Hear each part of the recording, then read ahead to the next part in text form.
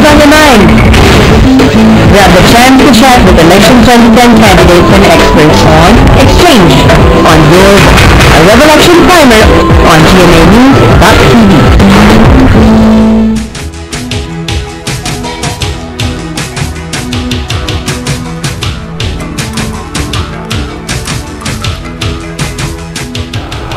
It's called Exchange of Information.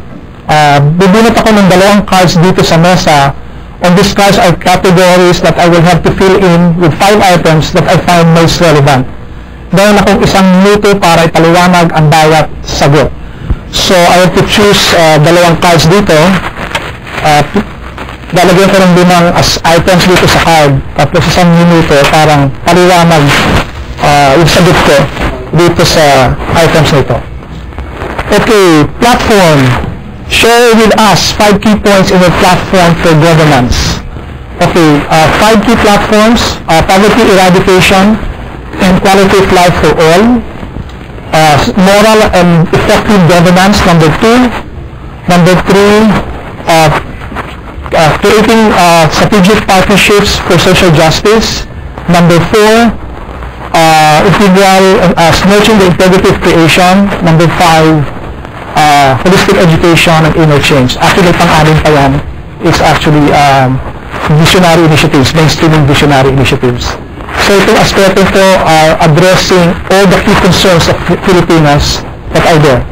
I think tapos ng isang minuto ko, I'm now going to get another card dito and babalik tayo sa chat, we're back online. But first, itong card, change. Share with us 5 things that you will change if elected. So, 5 things that I will change if elected. First, I'm going to eradicate poverty dahil nga it is an insult to the human beings that people have to be poor. Number 2, in line with that poverty, I'm going to establish peace and order, especially in Mindanao, by addressing the social injustice issues in Mindanao, especially with our Muslim brothers and sisters. And then number 3, get rid of corruption. We are suffering from so much corruption. It will take political will and courage to remove corruption. And all sorts of pollution is the 4th thing that I will change. And then number 5, really encourage the possibility among Filipinos na tayong lahat ang magbabago ng Pilipinas. Philippines cannot be changed by one person, no matter how qualified. It is all of us, tayong lahat, sama-sama patungo sa isang bagong Pilipinas. Ito ang magbabago ng ating bansa. And one more point. Ito rito, one more card pala, pinapapili pa ako. Opinions. Share with us 5 opinions on 5 key issues that you can think of. Itong mga opinions na ito ay, for example, anong opinion nyo sa Visiting Forces Agreement. I would actually study the Visiting Forces Agreement, look at it in the bigger context of our strategic relationship with the U.S. and to the whole of Asia, into the new geopolitics that's emerging in Asia. Number 2, globalization. Dito natin siguro kailangan tingnan how we can make globalization for the better, for the good of the Philippines. Globalization is not a natural force. It can actually be changed depending on our vision of a different world and a different country. Number 3, opinion.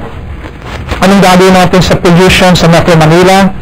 Within the first 100 days, ang gagawin ko sa Metro Manila, I'm going to ensure that all the smoke belching buses and vehicles are removed. And all the military, police that are involved and other private sector people involved in that will actually be disciplined.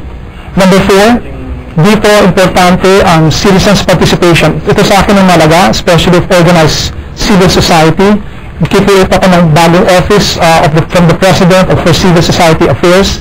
Tutulungan ko po ang civil society. Ito yung mga foundations, NGOs, mga people's organization na naghahanap ng pagbabago sa Pilipinas. And then finally, number 5, patronage politics. Ito po ang a-abolish natin, babaguhin po nito by introducing new politics na magsisimula po hindi lang sa akin, That's sa tayong lahat na babaguhin po natin ang isip natin. Now, mag-resume tayo po sa chat. And by the way po, if you want more information and you want to personally contact us, may phone number po yung aming headquarters. Ito po sa Philippines, sa Metro Manila, area code 02-412-5356. At ito rin po ang 466-9520. And yung website po namin, nandun po may mga Q&A rin doon. At ito po ay www.nicanorperlas.com for more information. Now, balikan lang natin po dito yung isang tanong na isang reason why you shouldn't vote for you. What is it? Siguro sa akin tingin, wala. None. But for others, sinasabi nila, qualified ka nga, pero hindi ka naman winnable. So, sa akin personally, none. For some others, winnability daw. Pero sa akin, winnability is a mindset. It is not a political law. Pwede yung overcome, can be overcome. And we are devising ways to overcome.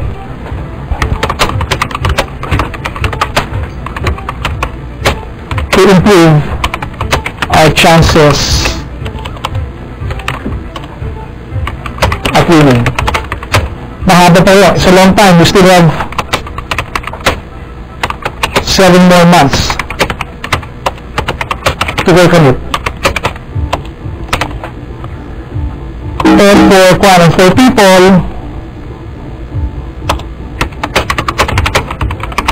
to realize that winning is not only about me, it is also about their deepest longings and principles.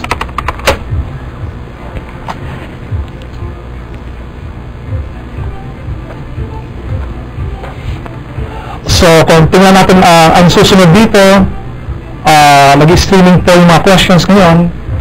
And may tanong na rin po dito kay si Rexel ulit. What are your plans for urban development, especially in rural deprived areas of public transport and provinces? Again, mahalaga yung tanong ni Rexel. Actually, ang siguro ang keyword dito is urban-rural interface. Ang ibig sabihin nito is we connect poor provinces with vibrant cities existing in the region or the area. And in this way, we also decongest Metro Manila and other cities.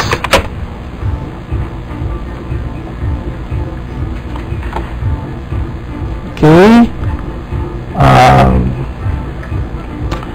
Okay, may tanong dito sa text message. What do I think of fun? Actually, maganda yung tanong kasi I'm actually a fun-loving person. Although parang seryoso rito pagsabi sa mga tanong nyo because yung mga tanong nyo are important. But I actually have fun a lot of times with friends, even in the midst of the campaign. But I think fun is important. It helps to remove your potential for stress. Okay.